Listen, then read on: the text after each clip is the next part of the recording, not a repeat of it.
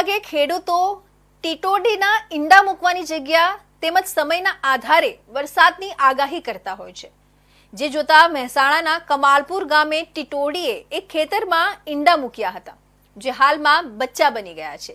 તે જોતા વરસાદ વહેલો આવશે તેવું અનુમાન થઈ રહ્યું છે. મહેસાણાના કમાલપુર ગામે આવેલા એક ખેતરમાં ટીટોડીએ ઈંડા મૂક્યા છે અને તેના બચ્ચા પણ બની ગયા છે. તે જોતા વરસાદ વહેલો આવશે તેવી આગાહી થઈ રહી છે. ખેડૂતોના કહેવા મુજબ ખેતર ખાલી થાય ત્યારબાદ ટીટોડી ઈંડા મૂકતી હોય છે અને ચોમાસાની સિઝન શરૂ થાય ત્યારે આ ઈંડામાંથી બચ્ચા બહાર આવતા હોય છે. પરંતુ અહીં વર્તમાન સમયમાં ગરમીની સિઝન શરૂ થઈ છે ત્યારે ખેતરમાં ટીટોડીના બચ્ચા રમતા જોવા મળી રહ્યા છે. ટીટોડીનો ખોરાક જીવજંતુ હોય છે. તે જમીન પર વસવાટ કરે છે અને વરસાદ થયા પછી તેના બચ્ચાનો ખોરાક મળી રહેતો હોય તે ચોમાસાની શરૂઆત અને અડધા ઉનાળા પછી ઈંડા મૂકતા હોય છે.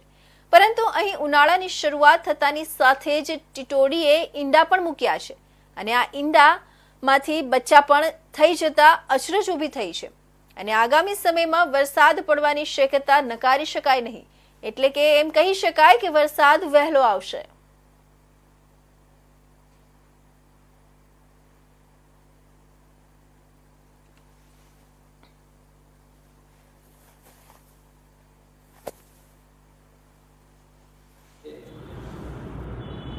મહેસાણા વિસ્તારમાં ખેતરની અંદર ટીટોડીએ ઈંડા નહીં પરંતુ બચ્ચા જોવા મળ્યા.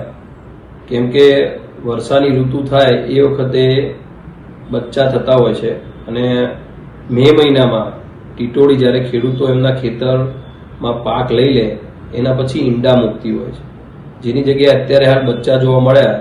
એવું લાગે છે કે આ વખતે ચોમાસું વહેલું આવશે, કેમ કે ટીટોડી અને એના બચ્ચા જમીન ઉપર રહેતા હોય છે, એ ઝાડ ઉપર નથી રહેતા હોતા અને એના કારણે જેમનો ખોરાક જે છે એ વરસાદ પછી જે જીવજંતુ હોય છે એનો ખોરાક હોય છે.